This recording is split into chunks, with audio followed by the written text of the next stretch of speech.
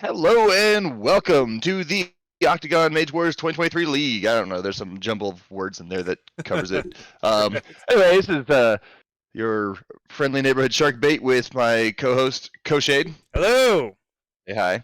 And today we're going to go over a game that I actually got to play against Knabbmaster, who is a cheat code in himself. Knabbmaster just beats everybody. I'm not even sure exactly like.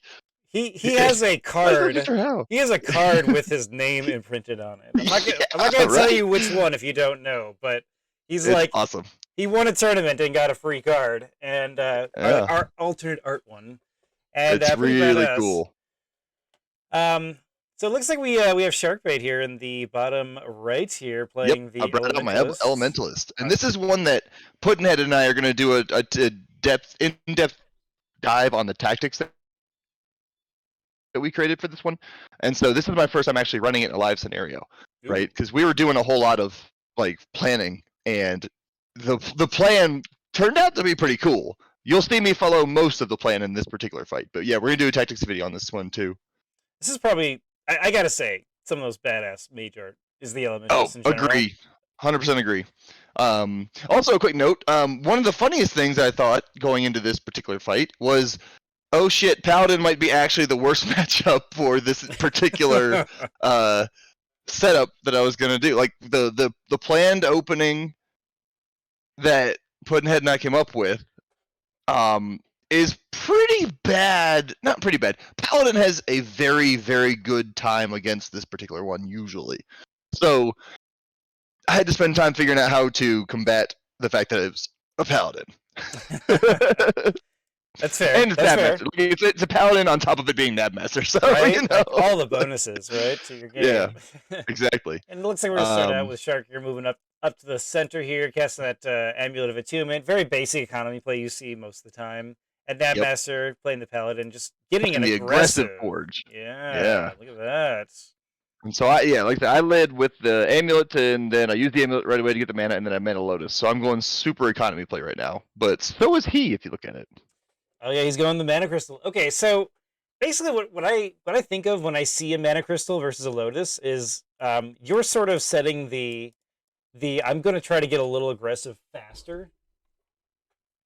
Just because of how like Lotus procs for extra mana, whereas like the crystal itself is just a long term. It takes me longer to get my mana back, but the longer the game goes, the more advantage I get.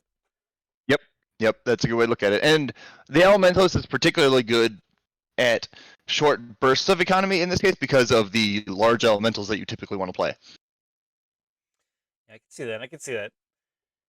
So this particular plan was made with large elementals in mind. Yeah, so let's talk about this aggressive Battle Forge. How you feeling when you see that sort of play right now? So that's the interesting thing. I wasn't too worried about it. That actually tells me I might not be facing someone playing it sort of like Jason did the last time I played. In the tournament, I played Jason in the first round against a Paladin, right? And his Paladin was very light attack based. Okay. Right? Lots of light attacks, lots of ethereal, which is what I was really afraid of based on the plan that I have here, which is to get a fire elemental out and a storm elemental out as fast as possible. Okay, I see what you're doing. I do deviate from that plan, but Stormy is one of my favorite new ones and actually does a lot of work this game. So, spoiler alert, turn 3 you're going to see Storm Elemental. But right now when I see, especially with the Enchanter's Ring, I'm like, maybe this won't be so bad. Maybe I'll have some more time. Yeah. Because that's kind of a play that tells me I might at least, I mean, it's more economy, right? So maybe this will work out. Or at least maybe I'll have a way to fight it. So yeah, I mean, Enchantress Ring is interesting because you're sort of you're knowing he's gonna now have enchantments, which spoiler, like almost every mage just takes enchantments. So it's an interesting play for Nab to do. Sort of a 2 spellbook point economy card that has specifics to it. Oh, look at this. Yep. And so I pull out a ritual, and I get myself up to 28 mana as it is right now. Yeah, we haven't seen any commitment for you. Nope. So, this is a fairly flexible opening too, which is also kind of fun. And Aaron. Yep. Aaron comes out as a cheap creature, but he's always strong. He's not that hard to get online. And so I'm thinking I have two options now. I can either try to prevent him from getting online or try to find a way to make it so that he's not going to do much this game, right? Yeah, Aaron can be mitigated in certain ways. Aaron's kind of that card where pretty much every holy book takes him. I mean, probably like 95% of holy books have Aaron, just because of how efficient he is. Yeah, he's very efficient, especially if you can find efficient ways to heal him while continuing to put threats on the board. And then I assume that the Enchanter's Ring was going to be for a Paladin, load up, and smash kind of thing. Yeah, interesting. He chose to enchant his Mage with this. Usually you see some sort of regrowth on Aaron with this play. Yep. But he chose to do his Mage for whatever reason. Yep, and then I threw out a Forge. Yeah, and I like your Forge placement. It definitely speaks very defensive style, which is interesting because your economy is more aggressive, you know? Yeah, normally I would put the Forge probably where I am. However, since he put the aggressive Forge, I'm like, he's coming to me. There's no reason to put it in danger. Yeah, that's fair, actually. I guess it leaves you open if you ever want to play Pandemonium in the center. Yeah, that's the other thing I was thinking of, too. Like, and I will say that this particular opening plan does not include Pandemonium. Okay. At least not in the opening. That doesn't mean it can't be flexed into later, but I'm playing without the Pandemonium. Because right now, what my plan is drop Stormfront Elemental, and I believe I'm gonna do leather, if I remember right, just in case he decides to get real aggressive real fast. Yeah, that's pretty safe. Like just casual armor to say like, okay, yep, use an acid ball to get rid of my cheap Battleforge casts, and we'll see what happens. That sort of thing. Yep, that's exactly right. Yeah, so, you're looking at 30 mana. That's crazy. Yeah, I have 30 mana, which is nuts. Going into turn 3, it's definitely one of those like, if I'm Knabbmaster, I'm going, okay, you're playing something big, like clearly. Yep. Yep. And so the other thing to keep in mind with this particular opening is I still have my Lotus to go. The Lotus is going to give me 5 next round. Yeah. So you're about to peak in terms of your economy, and so that means you probably have a good 4 rounds of just making stuff happen. That's the hope. That's the intent with this particular opening, is to get some big dudes on the field and start wrecking as much of his stuff as I can to give me the advantage again in the long term. At this point, I'm also resigned to the fact that likely I won't be able to knock out the Forge before it becomes pointless to try to knock out the Forge. I'm not sure of that, but this is what I'm thinking at the time. Yeah, so my focus will not be on the Forge. My focus will be probably on the creatures. It's interesting trying to take out a Forge as a Elementalist, just because you have that Fire Rune, and be able to add that extra little bit of damage. There's lots of options. I just very rarely find it to be the right play. It always feels to me like I used a lot more resources than they cared about me using. Because like statistically, you don't take it out with a Surging Wave, if I remember right, because it's like 8 dice. I need more, yeah. And like I guess if you get Hawkeye, it's 9, so it's like might get it. I don't know, that sort of thing. Yeah, it doesn't seem worth it. So instead, I have other ways to mitigate armor, especially in an Elementalist book. You have Acid Ball and Rust at cost. So yeah, interesting. I actually felt okay not worrying too much about a Battleforge. That doesn't mean every mage can do that or has to do that, but it seemed like the okay thing to do. And then I see the Knight come down, and I'm like, okay, it's time to get some things on the field and start worrying about it, because that Knight is going to start hurting me a lot faster than I think than Aaron. So there's Stormfront. Yeah, I love seeing Stormfront, especially on the same run that Knight of Westlock. Notably, that Lightning 2 could actually matter. Yep. Lightning 2 is real nice. As long as he doesn't make a million defenses, I'm okay. It's interesting because Knight of Westlock is foreshadowing. Like when you think of Knight of Westlock, you think he's a really tough, strong creature, but really his life is low, and so that's like one of the really big ones. Of it's like, how do I get that direct damage of burns or something like that on him usually? And sometimes they die really fast, and sometimes they take every hit and laugh at you. I know, right? It's kind of crazy actually how he works. Yeah, they're a little bit all over the place. And so Nav's doing a pretty interesting opening of just 2 level 3 creatures here. Not really getting this healing online for Aaron yet. Interesting, but he is double enchanting his Paladin. He's doing a build up, and that's where I see it coming. Like, so this is also a turn. Technically, I deviate from my original plan, because the original plan was to get out a Fire Elemental along with Stormy, and I'm sitting on 23 mana, so I could theoretically do it.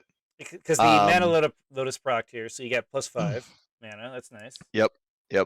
I did change this one because I'm still slightly worried that the Paladin has a lot of in-school ethereal and in-school things to deal with incorporeal. So putting all my eggs in that basket seemed like a bad idea. So I deviated slightly to the plan, and ultimately this wasn't one of the initial branches we had considered, but after this game, it became a pretty regular branch for this opening tree, is what I would call it. Yeah. So how many games have you had with this kind of book?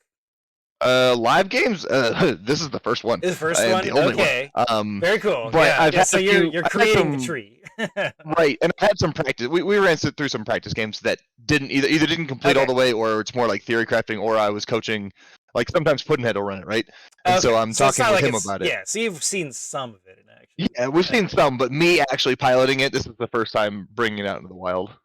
Yeah, it's certainly got an interesting timing push, and that's kind of what's nice about Amulet of Attunement is you kind of have this ability to have economy super quickly, and then just it's go a right different into kind of economy. It And that's is, the yeah. weird thing. So because I've also been experimenting a lot with ritual lately, just because it's fun.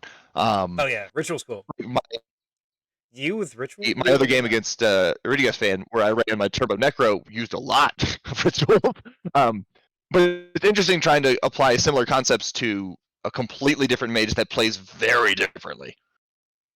It looks like Elemental Mail's coming out for you. This is a Yep. pretty normal to see out of Elementalist, and Temper Folds. I threw it on early, and the reason I threw it on early is because I'm pretty sure I'm like something is going to start taking damage. I might as well like you be prepared right now. to move it around. One die attack coming at your mage. Small little poke. Gets two. You glad got I put the armor. armor on.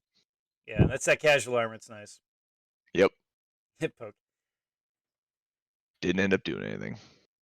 Yeah, Elemental's Mail. Definitely one of those like very interesting spells where you can't really heal elementals in any other capacity. I mean, I suppose you have, Sistaran Temple, I guess, but but even that's kind of tough to make. It really makes the elementals really nice. Oh, Iron Golem. Okay. Yeah, so this is the flex. Flex into Iron Golem. It's fairly cheap for what you get out of it. It allows you to elemental resonance with a much cheaper cost, so it takes less health to use. Yeah. And it's still a massive hit. Oof. This 3 enchanted paladin. Oh my. Yeah, it's starting to get scary. I'm noticing that, and I'm like, crap. So I mean, the issues, of course, is challenge, right? Like they have 3 enchantments, and you go, okay, it's probably bear strength 1. They probably are going to bring out a sword that's going to be, 4 dice plus 2 non-living. Yep. Plus and 2 bear Wolf strength. Fury probably, and something I forget like that. what else I was. Yeah, but, I'm thinking some combination of all of those. That's always terrifying because like the ability to reroll dice means your Iron Golem is like, oh, my armor is useless. Yep. Exactly, and so I decided to go just risk it anyway and shoot at the knight who makes the defense. No, makes the defense. It's a rusted knight too, so it would have been full damage or almost full damage with a really good stun chance. Like that was an unfortunate one, but you know the risk going into it, right? My calculus was put the rust on the paladin and risk a nullify, or put the rust on the knight and risk a large hit. Unfortunately, the risk didn't pay off this time, but I won't claim that. It wasn't. This game didn't come down to dice. So yeah, it's interesting going after the Knight of Westlock, like because most likely you'll hit him, but it's like such a small thing that you're like, I don't know yet. Yeah, there's a 40-some-odd% chance he defends, but there's also a 60% chance he doesn't. Exactly right, and then suddenly you look awesome because you're like, I rolled 6 dice against your knight. What up? Yeah. Yeah, I mean, Aaron's always an interesting choice too because you're gonna get maybe 2 damage out, so it's like it makes sense to try for the knight because you're looking at 6 dice versus 4. Yeah, it didn't seem worth it targeting Aaron right now either. He's got 6 damage on him, and if he's gonna do the slow consecrated ground build up, then okay, fine. I'll let Aaron hang around a little longer. The knight is clearly the higher immediate threat, along with the paladin. Yeah, so I have to figure out how to deal with those. This is harsh, this consecrated ground, because like incorporeal, it's not made out to take damage casually like this. Right, and it's something to deal with, though I don't think it's the highest priority either at this point. It's eventually going to become a thing where I have to deal with it, but it's one of those like I might be able to take a turn or take a 2. Like I can see how this turn plays out. I forget exactly what I planned on this turn, but it's one of those where this is the weakest turn of the opening, and I can take some time to kind of regroup. It's weak because you have the lowest amount of mana, right? Is that what you mean? Exactly. Okay. We're at 11 mana, and we don't have a lot of like. We have threats on the board now that's supposed to be what carries you into basically stabilizing. Because I'm behind in both. Well, I'm now even in actions. I'm lower on mana, and in some ways, the advantage I still think is in Nab's court at the moment because of the potential dice from the Paladin, right? So there's it's a bit of an even fight-ish right now, but this is probably the lowest point of the opening, so I'm trying to figure out a way to make sure I can set myself up to be a little more flexible with the rest of the game here. Yeah, it's so weird because you're taking 1 damage from Consecrated Ground, so it's like, do I want to spend a mana for Elemental Mail? Right. You know what I mean? Right. To get that like life bond 2 or whatever it is. It's kind of nuts. Yeah, in this case I didn't do it. I don't think. I don't remember doing it. I didn't see myself I do mean, it. it's one of those like I'm not sure if you want to or not. You know? Right. I don't know. Or It just might be 1 worth the damage. mana. I mean, but... maybe for the Stormfront. Maybe. Yeah, it depends. I think I want to see his targeting, and that's what I waited for. I want to see what he's going to target and see if I can have it live. Because, I mean, one of those is incorporeal, which is hard to kill, and neither of his regular creatures can attack it. And one of them is Iron Golem with 5 armor. So, yeah. I feel pretty good about him at least taking some hits. So, all right, you're getting a regrowth belt. There it is. This is the nice combo going on here. We'll talk about that in a second. And yep. And Knabbmaster not deploying. And he's got 20 mana? Yeah, he decided not to. Yeah, he's got 20 mana. Oh my goodness. What do you have planned, Knabbmaster? Yeah, right? My thoughts exactly. Oh god, what is coming here? So really quick, this is a really common combo to see, is the Elemental Mail with the regrowth belts. Mainly because you have Life Bond 2. These guys can't really heal in any other way but your armor. So you take 2 damage from them, and then just regen 2 to even it out.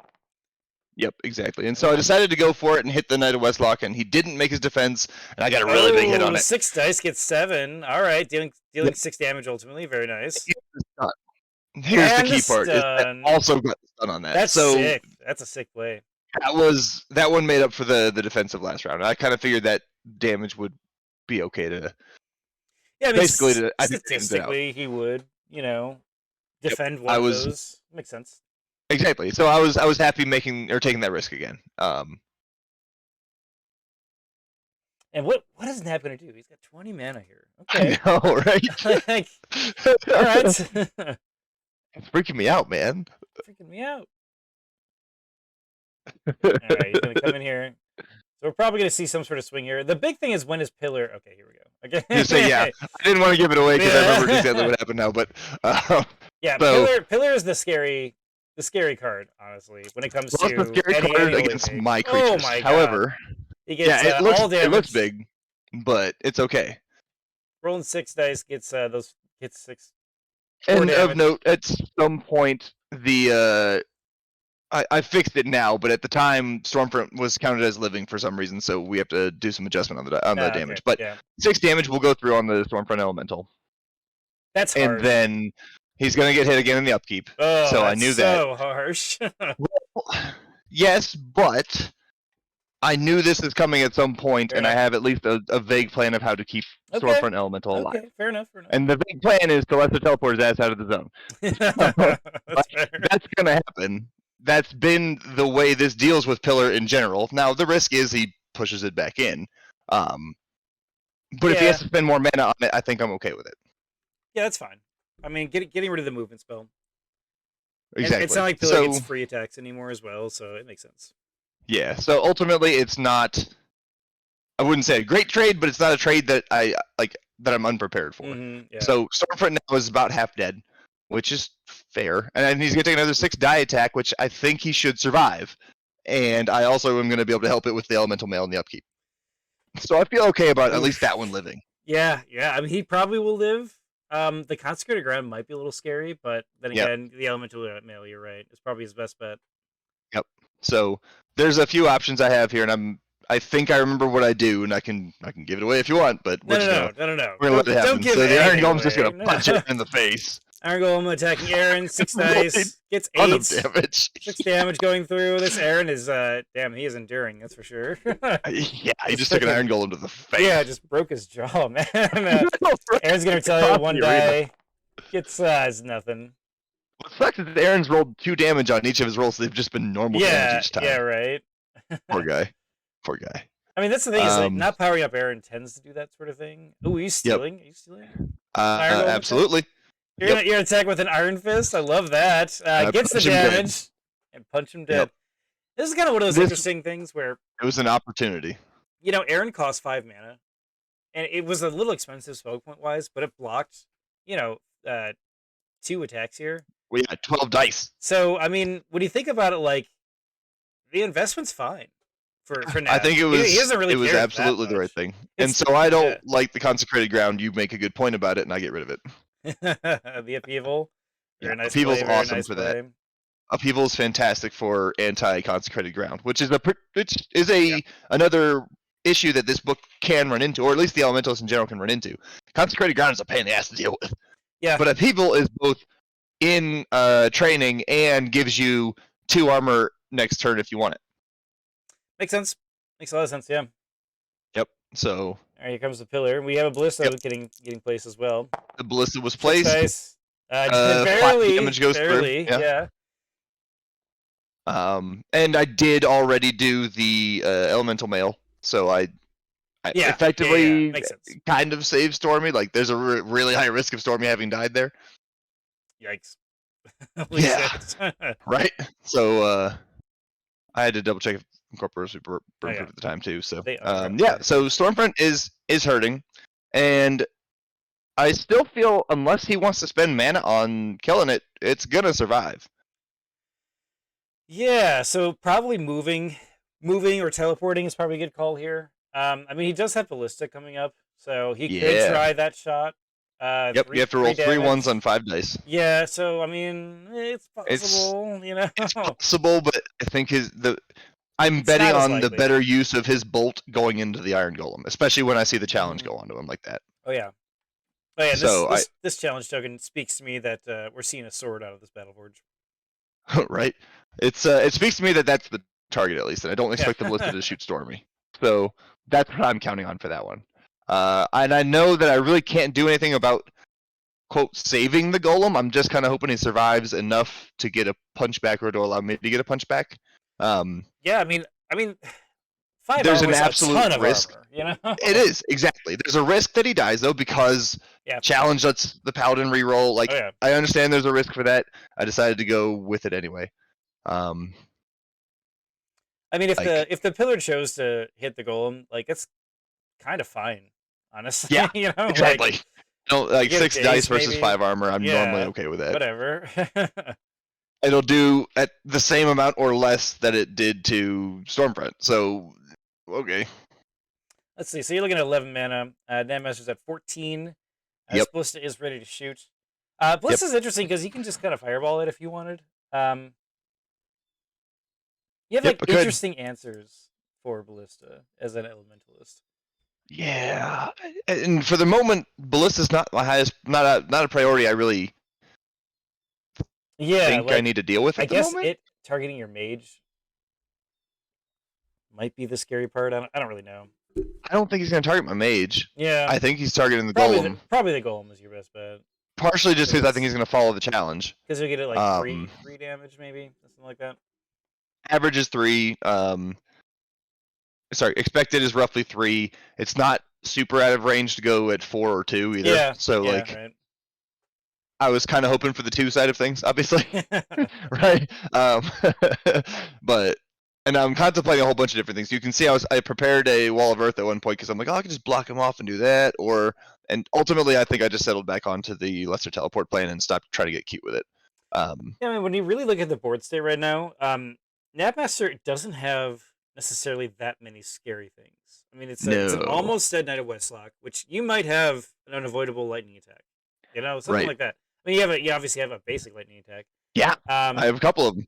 Exactly, and like the Ballista here is, I mean, it only shoots once every 2 rounds, so Yep. it's going to be a little painful this round. But honestly, you have time to recover. And So, this is the same calculus I'm running through in my head. So he brings out Gauntlet's Strength, which tells me again he's going right for the golem. He's gonna punch it dead as best he can. no sword. Interesting. And he gets Not no sword. I'm gonna go ahead and throw on armor because I know I'm gonna get hit eventually. three There's armor. the bear. Yep, it's a bear. Yep. It's a wolf fury, and he's gonna. I honestly I forgot about melee attack spells here, so I didn't take this part into account. Yeah. Paralyzing strike. So at some point, the dice were weird. I think for that one, so we had to. He's gonna do it. It's just gonna take a minute to get through some of the. Ooh, shattering stuff. strike. Love seeing that. Yeah, and I renamed it properly. Oh, you're good. You're good. In the game. Rolling 8 dice gets what is that? 7. So it only does 2 damage through. He's gonna reroll the blanks to add another 3, I think. If I did the damage, or if I did the calculation, so it's like 4 damage. I think gets added to it. Maybe 5. What do we got here? Because he's got 5 armor. Oh, sorry, yeah, 6. So he's got piercing 1. 6 damage through, which is about what I expected to go through on the attack. He's already used a challenge reroll, so he can't do it again if he wanted to. Yep. And he's still got. We're sitting on 4 or 5 armor, depending on what's attacking it. So if he attacks with the ballista, yeah, it's probably gonna hurt. If he attacks with his mage, okay, sure. I feel okay about it. I don't feel great, but I feel okay. Yeah, I mean, you gotta think he just spent half of what you spent mana-wise to not kill that creature, and not to mention that, but he spent 2 spell points, whereas Golem's only 3. So Yep. Not bad. And, it's not a bad trade. I've already gotten some good use out of the golem, I think, too. Yeah, you got a giant punch to someone's face, you know. Also, this took me a minute because I kept rereading Shattering Strike and doing the math wrong, and I eventually get it right, so we're good.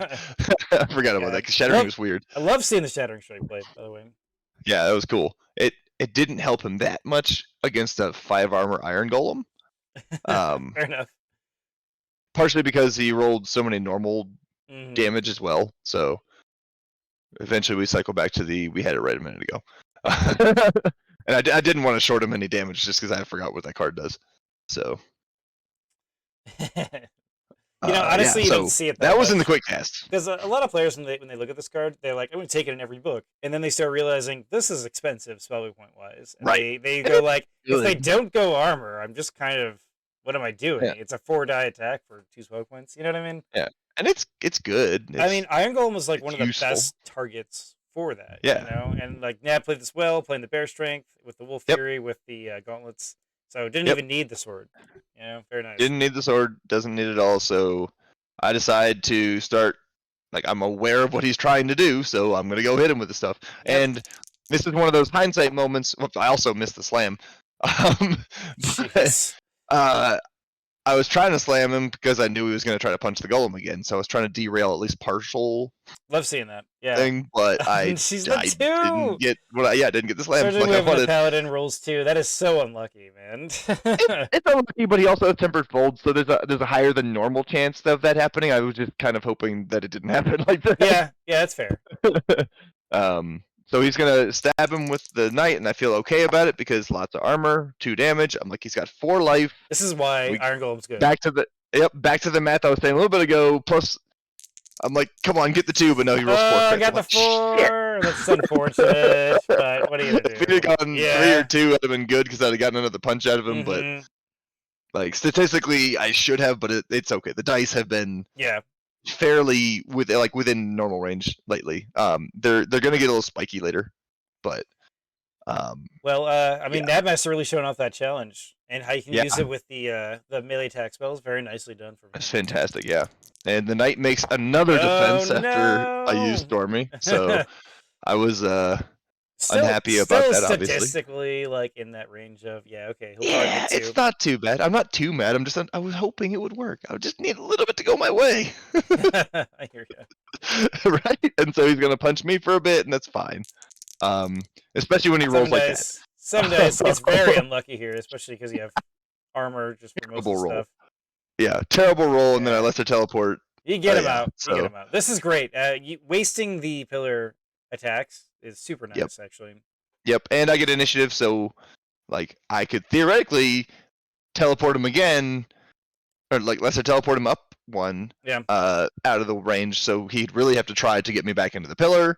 The other thing to think about right now is I'm both healing the Stormfront, and the reason I moved to the right instead of up is because maybe, just maybe, he'll get the good idea to attack the Battleforge instead. Casual I don't. surging wave.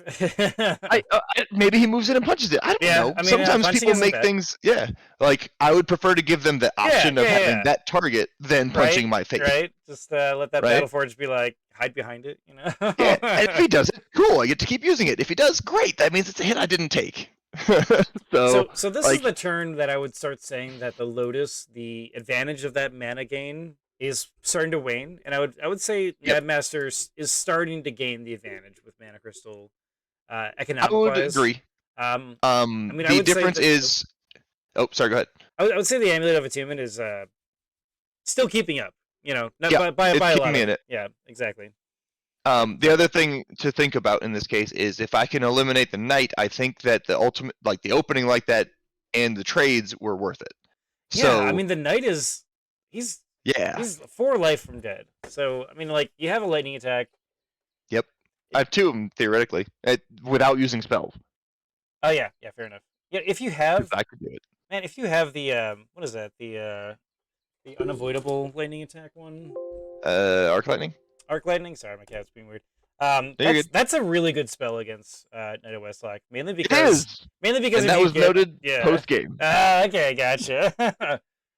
Yeah, did not have that in this one. It's really good I did. because like you usually get a daze or a stun, but if you get the daze, it's still -2 their defense. So you're probably The other gonna, option is you know, be this able to book follow that. does have a couple or 3 flame blasts, so I could have theoretically Okay, done that yeah, too. flame blast is great. It would have been roughly the same kill chance, I think, because I have a Hawkeye on, which makes it 5 dice. Arc Lightning would have been 6 dice, so it's or more than 6 dice. Sorry, because I forgot the Lightning Plus. But the Arc Lightning would have been more Yeah, efficient, that's but fair.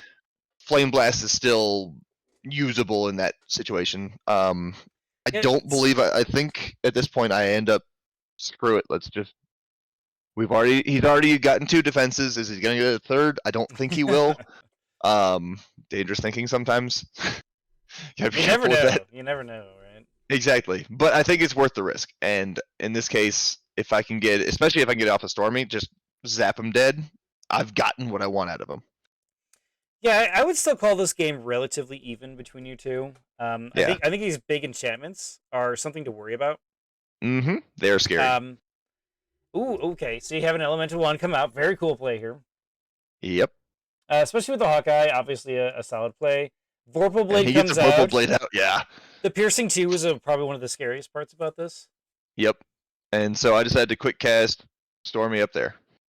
Okay, so you lesser teleport to get Stormy in the top. So he's sort of retreating even further back, so we can't just like casually Luminous Blast him and walk into your Yep. zone. I wanted to exactly. Luminous Blast is what I was worried about, or maybe for some reason a 6 mana teleport into like I need to make him pay 6 mana to teleport into the Ooh, 2. pillar zone. It's a range 2 spell, so Surging Wave, maybe? Yeah, it's Surging Wave. Like, if you want to be surprised, you can, but, like, we're about to see it. It's Surging Wave. No, that's what I'm saying. Like, you're going 2. Yeah. And so this one's a little bit better. I do get the hit on him. I get the 3 effect damage, as well, too. and he's going to then re-roll it in a Makes second. sense. Makes sense. He probably doesn't think He's you have good. another. Yeah. Oh, you get the push! I love that. He re-rolled it into a 12. That's I'm like, awesome. yes! That's actually a I big got deal lucky because you there. can't just like hit your Battleforge. Yeah, well, exactly. So it worked out in a way that I wasn't counting on, but it ended up working out pretty cool because now I'm fairly safe. I wouldn't say completely, but at least fairly safe for this turn. That's what's really nice about Surging Wave is the if you get the slam, then yeah, it's like okay, cool, you might get a daze, but the push is really helping you out for sure. Yep, it is, and it makes it so that the knight doesn't have a lot, so he might go hit the Battleforge instead now, Ooh, which gives me an extra bit to go zap it. Yeah, it's a free hit basically. It's really nice. Yep. So those are all the considerations that went into this particular turn, and it did cost me a lot of mana to do it. But it could have bought you around. It bought me around. I have a potential kill chance on the knight. I'm out of ballista range now. I'm out of pillar range now. Yeah, he can't just force push you. We're even on damage, and if I do the transfer again, we're still going to be roughly even, I think, next round. So I'm feeling pretty good about the Ooh, situation at the moment. I this is think the good. opening actually played out. And a Westlake goes in. He does 1 damage. Yep. This is Yep. like perfect Roll's for a little you. low there. This is what you want to see. That is exactly what I wanted. Yeah, he rolled a little low again there, so he's been rolling a little low. Oh, in misses general, the and then defense. And misses the he's defense, dead. and he Very gets nice. zapped. Yep. I got the stun again. Didn't need it, but I got it. Yeah, so I mean, you spent Um, 4 mana and a spell point, and he spent 3 and 13, but you kind of just stormfronted him. It was kind of really nice because I mean, he paid the upkeep, but overall, like Stormfront is probably getting closer to paying itself off now. I think at this point he has. I Ooh, am a consecrated big fan ground. of how. Yep, I'm a big fan of Stormfront Elemental. If you can keep him alive, generally he works best if he's not the main threat you have. And it looks like Nab's other one is Regrowth, and I'm about to tell him that Oh yeah. he needs to move the card out and back in. So Oh, that's okay, what's yeah. taking so long for this part. So I'm going to talk over that. But he reveals Regrowth, so he's also going to start regenerating. So I'm going to stay neutral on damage because I'm going to take 2 off of Stormfront to keep it alive. And then, yeah, so we're looking at a situation where his damage sources are his Mage and his Ballista, where mine are my Mage and my Stormfront Elemental. Very similar in that sort of Yeah, weird right? sense. Ballista and Stormfront, of course, you know. Now the difference also you don't know is the life difference. I believe Paladin has 6 more life than I do right now. 36 So versus, yeah, what do you have, 32? Yeah. yeah, Yeah, that's that early play has been interesting. So the pillar's going to go away. Consecrated Ground is going to deal a damage. yep, And it looks like you are going to remove 2 and then regen 2. Putting at yep. 3 out of 32, right? And then, Yeah, I'm trying to remember now. I'm at whatever. 3 of 30 because I did Did you ritual? ritual. Did you? You did ritual, that's right. Yeah, Yeah. Pay that life. yep. And we can look at the book too if you want. I don't mind showing the book off. Let's look at it later because I don't want to spoil anything. That's fair, yeah. That being said, it's interesting that he placed Consecrated Ground here, and he's just kind of like that speaks to me that he wants to snipe out this Stormfront somehow. See that, or I knew he wanted to move into my zone, so I'm running out of places to move where I can't be shot by that ballista. So, which honestly, like I yeah. don't know how much you care about getting shot. I don't completely, but if he does scare me out of the corner and it's Sure. yet another source of 5 dice piercing 3, that's still good for him. So Considering his Mage does a ton of damage. So every game I've been casting, I've been pointing out some very basic stuff here. So let's talk about Knabbmaster really quick. He's got the 2 armor from leather and the temper folds. Very cool because you were seeing status effect Mage, which is, you know, we were seeing everything from surging wave to lightning. There's probably fire in there somewhere, stuff like that. Yep, But this is probably what you see. Definitely out of every Knabbmaster game. I don't think there's ever been one I haven't seen a regrowth in.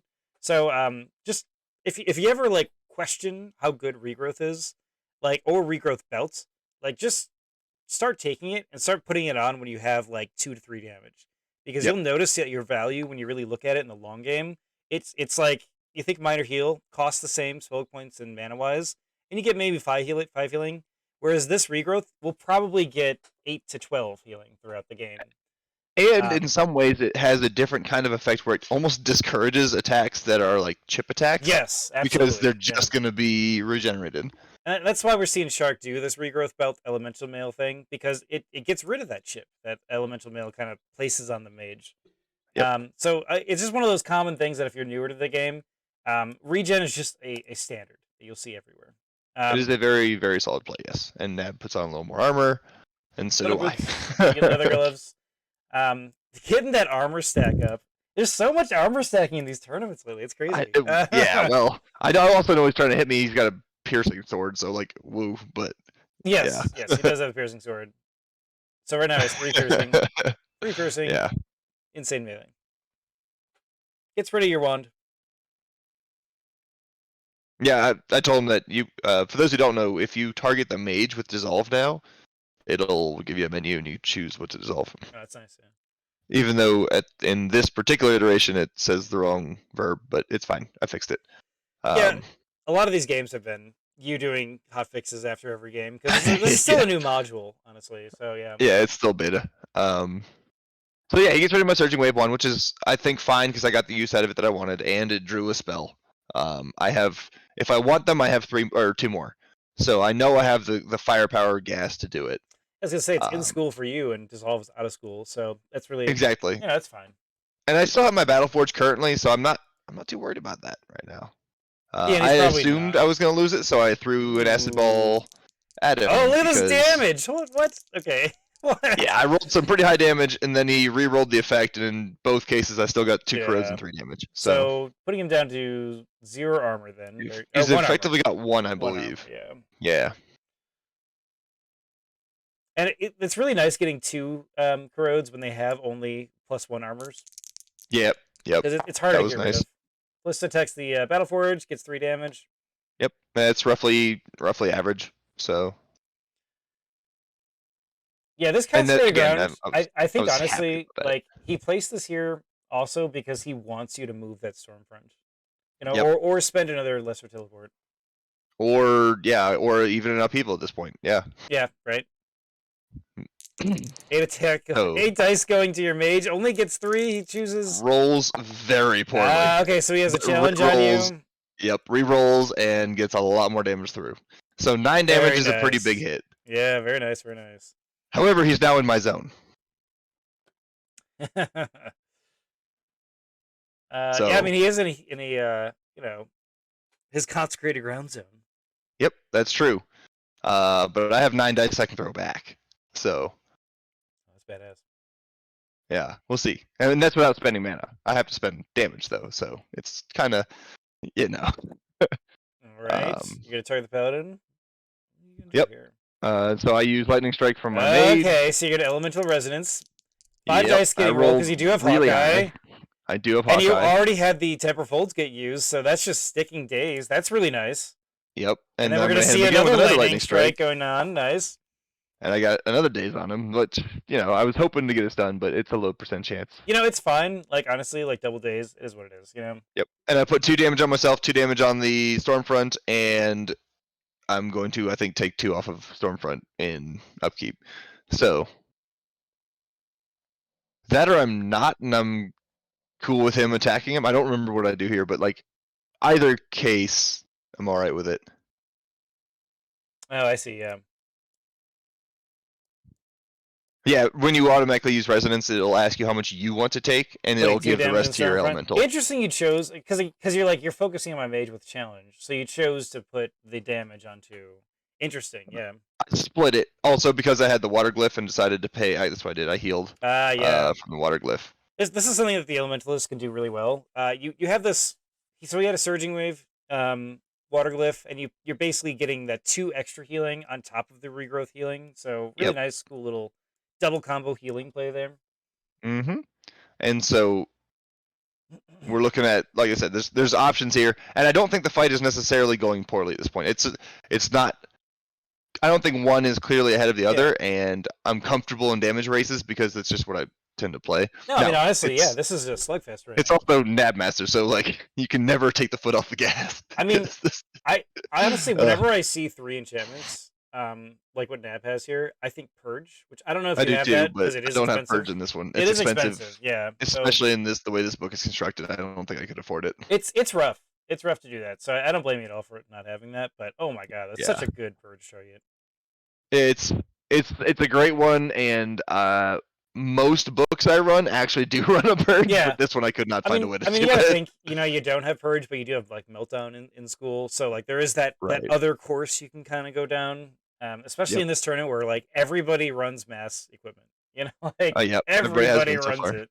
Like the meta is just all towards that. Like we're seeing like double Battleforge plays and stuff. I know, it's crazy. It's awesome to see like the diverse play though. Like it's a bit more diverse than just single strategy things. But there's different methods by which people are doing similar. It's weird to describe, but I like the diversity. Yeah, same as well. I mean, like spawn points have been more rare as well. In this creature spawn points, definitely. Mm-hmm. Let's look at this. We're at round 9. You got 10 mana. Nav has 16. Both at early 30s or I'm sorry, early 10s in terms of damage, 13 and 11. Yep. So this game is really these decisions right now for either player. It's one of those like, how can I mitigate damage, or how can I get the maximum amount of damage right now? Yep. So And so this is my damage turn. I put out a Fire Shaper Ring. I've got Hawkeye on. I cast Fire Stream. very nice, very nice. Get the Hawkeye and the Fire Shaper. Yep. So I get to 6 do dice. 6 dice. 4 damage goes Ooh. through, which is not bad. No burn. Considering I've been rolling high anyway as it is, so it's not bad. And then we're gonna go for something that ends up being really clutch here. Oh, you get the stun. Nice. I get the stun. That's it. Keep watching. Oh, you got another stun. I get the stun again. Yeah, it was really smart for him to ask that reroll. Probably the luckiest roll. Like, I mean, honestly, 2 12s. the days, it was just. Yeah, the days is always scary, but makes sense. Yeah, but also I got a stun twice, and I'm like, well, I was happy about it. Yeah, it's lucky. So, he might have melee attack spells, so he could follow it up with something like that. Yep, he could, but at least his main attack isn't going to be. Yep, the stun still mitigated some of it. But yeah, so I put on 6 damage that round plus a stun so far, and then I have only 4 mana remaining. I do have another Fire Stream prepared, but I also can get 2 mana back from the glyphs. So. Oh yeah, because now you got the Fire Glyph active. Yep, I got 2 glyphs active. The air glyph is so interesting to think about with this. I know. Because you steal this attack and then get a +4, so at least you probably get a daze. Or even if you just let Stormy do it. Okay, so this is a good play from Nab. Hannabim is one of those. It's kind of like regrowth. It's that long-term play. Yep. Just the casual one healing is always nice. He does end up wanting to kill the Stormfront, which is fair. He spent 5 mana on it, 1 swallow point, and he does get the damage. So I mean, Stormfront. Honestly, damn. I got what I wanted at Stormfront. He did a lot of damage this game. Yeah, absolutely. Drew a lot of hate. So you spent what, like 26 mana on him total? So not bad. Probably something close to like 26 that. Mana plus like a teleport and some damage, and I got to use his attack a bunch. But he's using things like Consecrated Ground and stuff to like. Yep. Yeah, exactly. So at this point, he's also in. Ooh, he's here with me, and so by him coming in after me, I'm like, all right, this is the turn to hit him. I'm gonna pause right here.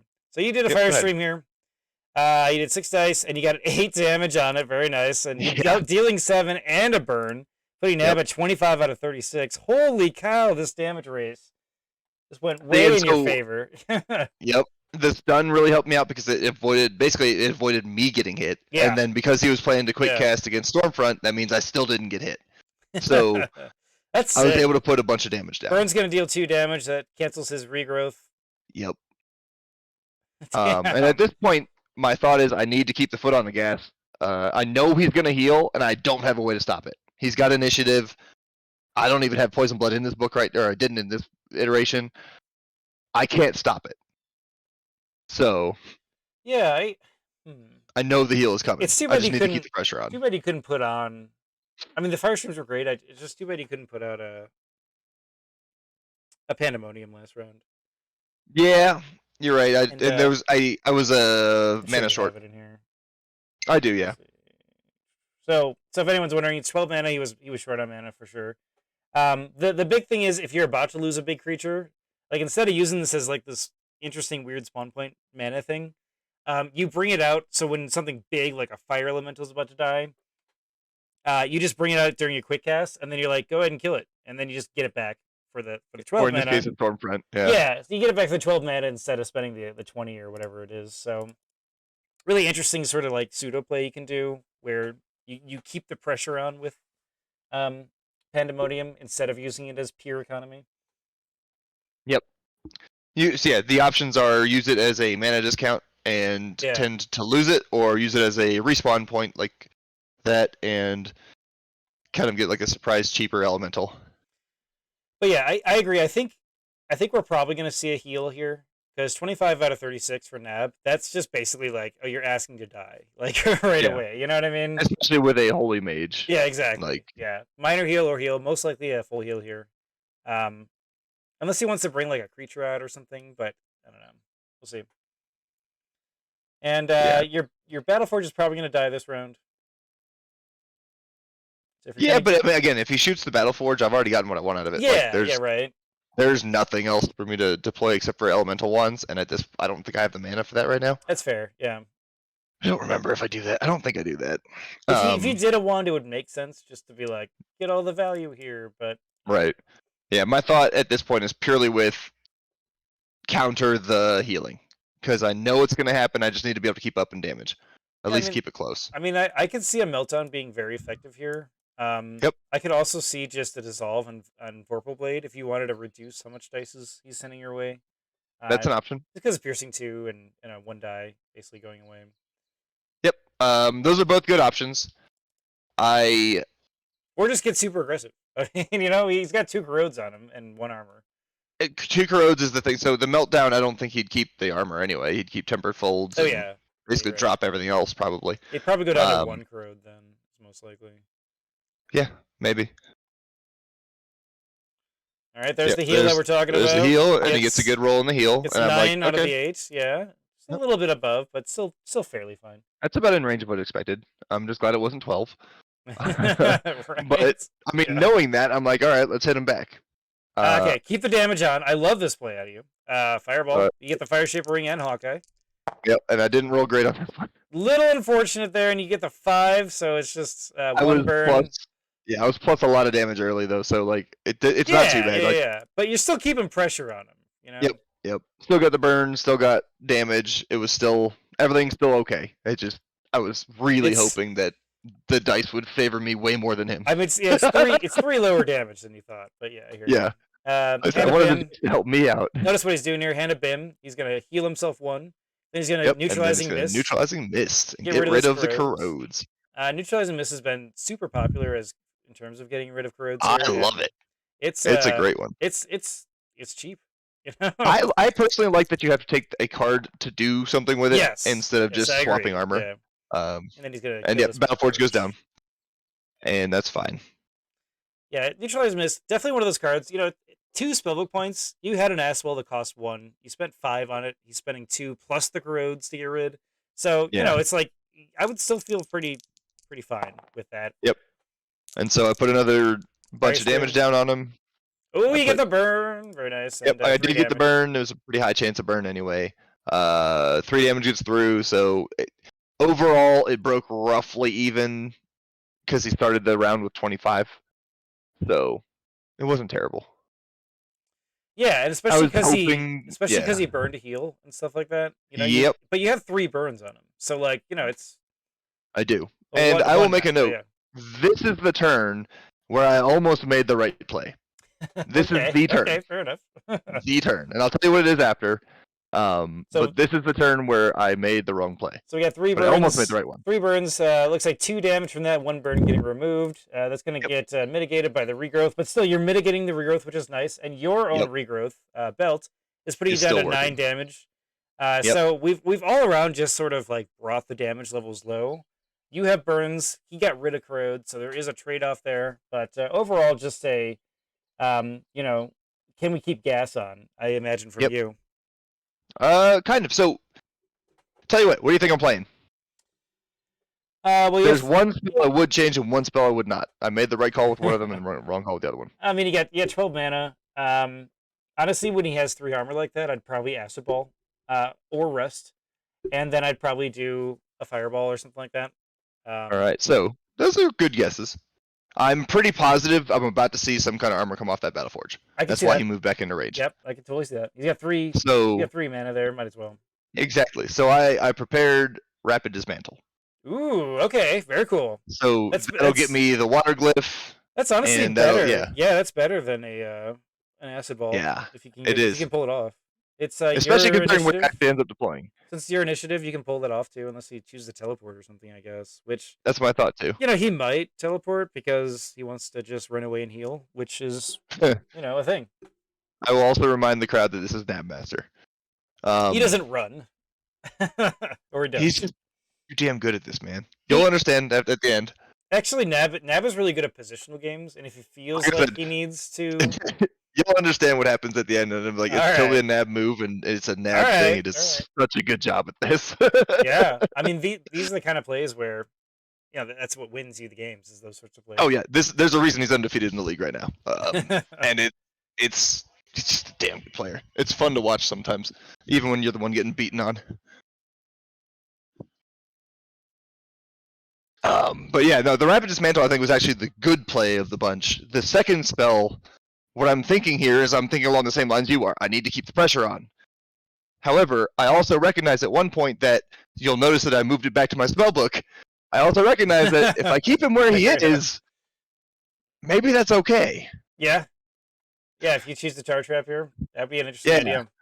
You so, got Flame +1, so of course you're comboing it with your fireballs and stuff. Right. And I still have plenty of fire left in this book. Like this one was built on the back of a converted warlock, basically. Mm-hmm.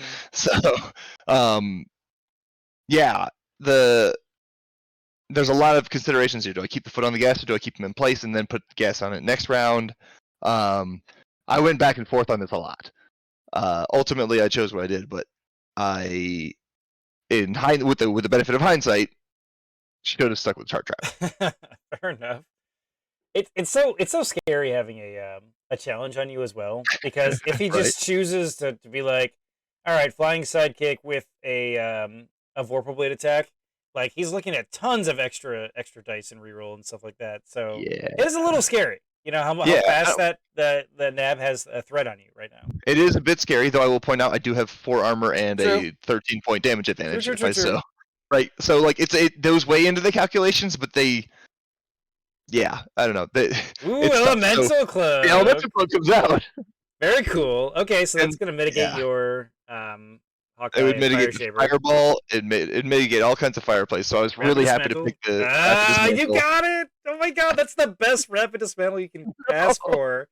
It was so good. Holy shit, we're pausing. It was That's like, it was awesome. Yeah, that's 10 mana for your Rapid Dismantle 8 is insanely good. If you got a chess piece, 2 mana back.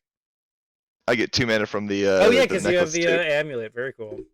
So I would have had enough to now do. You have water. Yeah.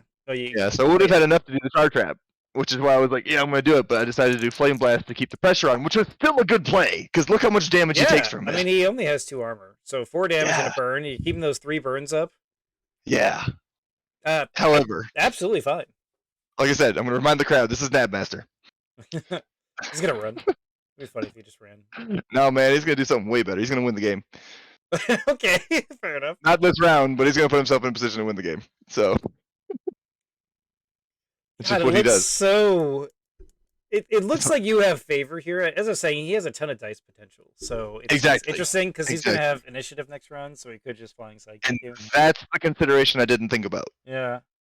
Oh my god! Ended up biting me in the face here. Where's our Pokemon rules when you're burning? You have half melee.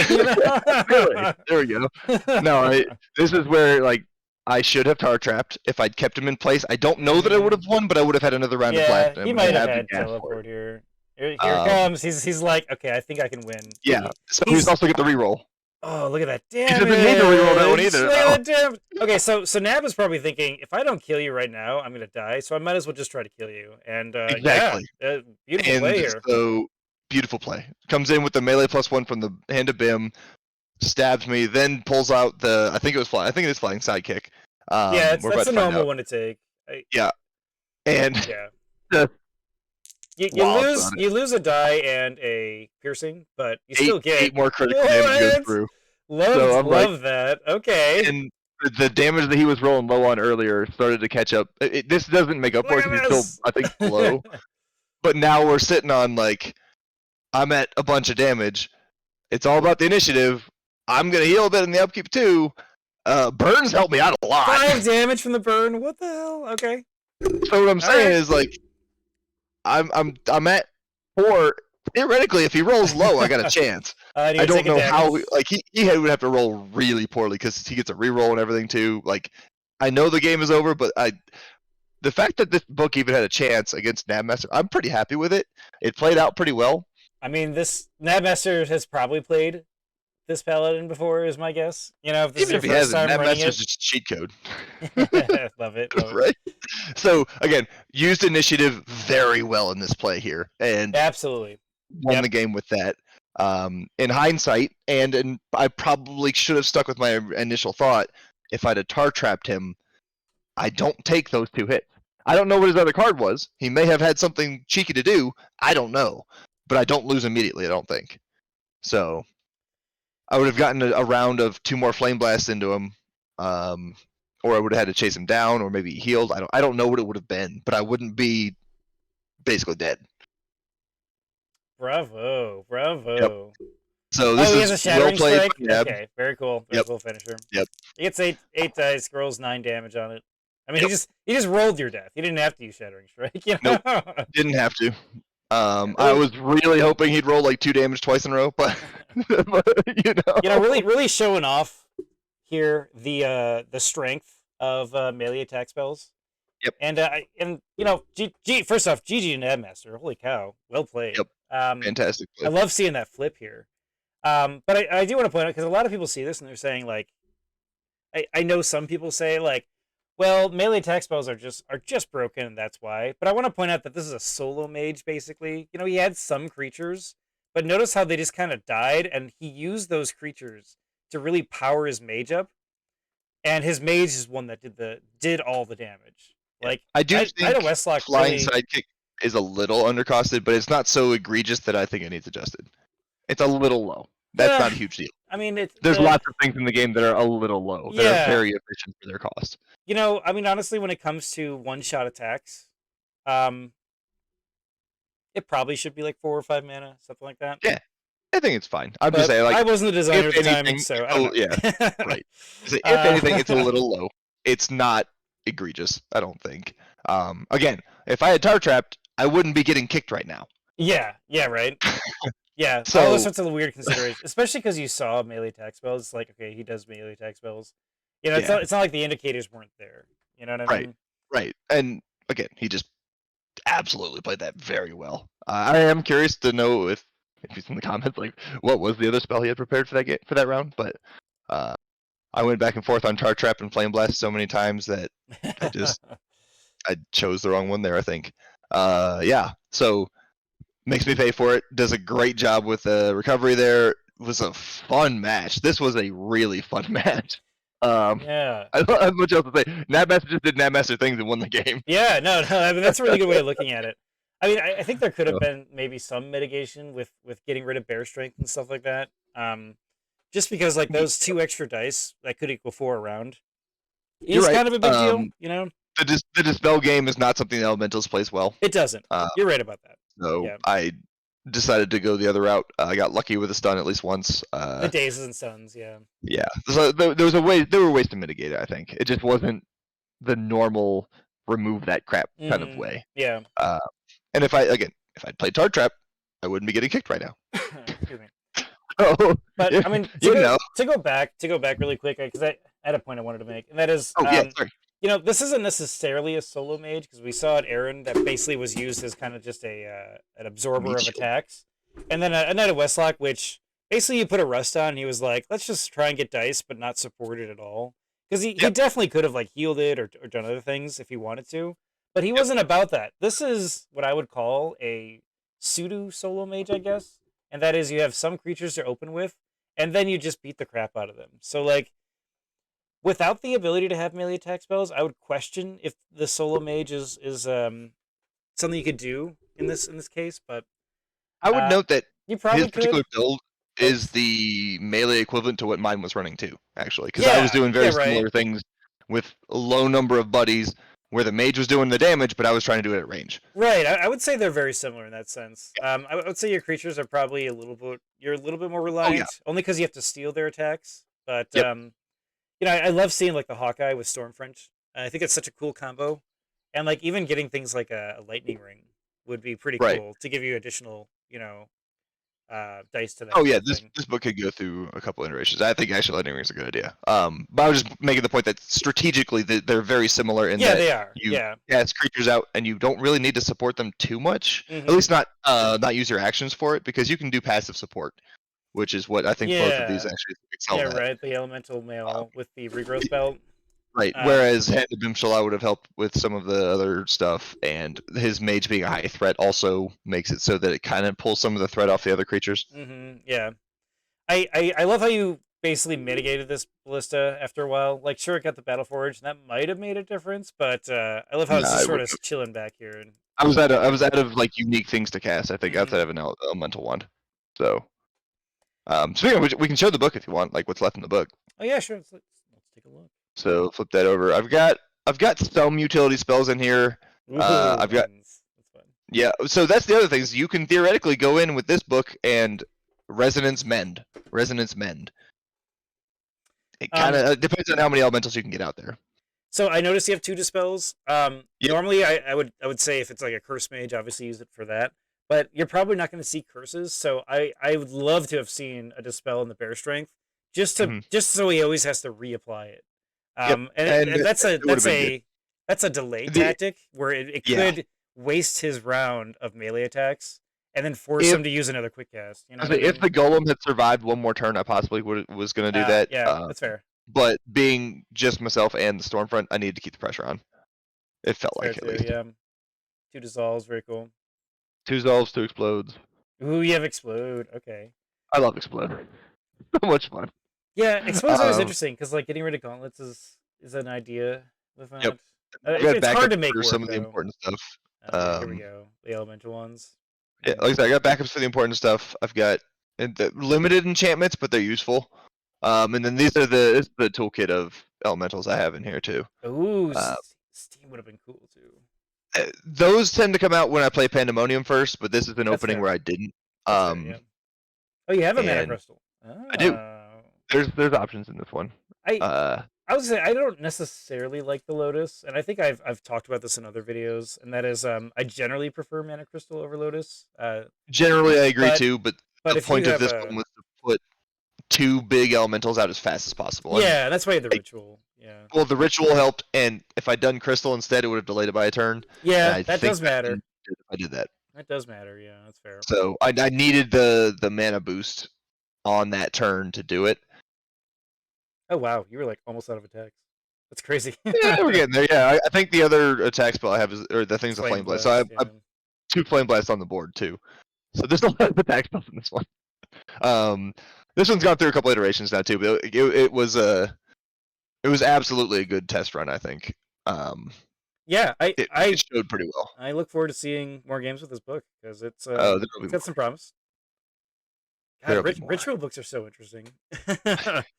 Right, and I've been doing a lot of experimenting with them, but this was such a fun match. It was a good match too because, again, like I said, Paladin actually is one of the tougher mages for an Elementalist from the incorporeal standpoint, and from the fact that it can reroll damn near everything. I mean, like the Paladin's challenge combined with the plus against non-living creatures makes Paladin really hard for Elementalists in a lot of cases. Oh yeah. It doesn't mean it's unbeatable, obviously, but it does make it so it's difficult. Yeah, right. Because I mean, obviously, Pillar Righteous just like completely like doing damage to your Stormfront. It was pretty crazy. But that being said, it didn't kill it. And I ended up keeping Stormy around for a good long time. And you had the mail and stuff like that too. Yeah. So there's ways to counter the Pillar, which is still a good card, but there's ways to counter it. A lot of people keep trying to tell me, "Oh, it just dies to whatever." I'm like, it doesn't just die. it does take some hits, and it does make it difficult to keep alive. But Stormfront, you mean? Is that what we're talking about? Yeah. Or even like if I'd played the Fire Elemental, or if I'd played a Wind Element, like any of the big elementals that are incorporeal don't just immediately die to the Pillar. Yeah, I was gonna say Fire would have been a good choice as well. The reason I flexed in this one is I actually screwed up the opening. Really interesting, because he chose Iron Golem there, which is Well, I chose the Iron Golem because I was 1 mana short because I forgot to actually use the amulet. No, that's awful. One of the times. So that was because I messed up, but it turns out Iron Golem was still a good play anyway. So like it wasn't too much of a problem. They're both good cards. honestly. So, oops, but also, Yeah. Yeah, the only reason why you take Fire Elemental as a favorable card is because Holy Creatures, as I was pointing out earlier, have low life. But mhm. if they melee attack your Fire Elemental, Oh yeah, obviously damage the damage barrier. barrier would be really nice on that, wouldn't it? Just for anyone else that's listening is curious A on fantastic the point thinking that I there. should probably have played into. I mean, honestly, whatever, you know. Oh, I know. I Yeah, just thought it was funny. I still wonder. Yeah, because if you do Natural Pandemonium over Lotus, you are going to delay it around, aren't you? So that kind Yeah, of creates some. It's a different game at that point. it is, and it can still work. This just wasn't what I was. Like, I've done that Elementalist plenty of times. That this book can Yeah. go that direction, or it can go the way we ran with this one. Hmm. And so I didn't think it was a good, especially against the Paladin. I didn't think it was a good idea to run the slow version. That makes I've sense. Yeah, seen plenty of people dismantle that one. Like it could be still a good fight, but that's fair. That's totally it fair, wasn't. actually. Yeah, I think in this case it was better to run the way we did.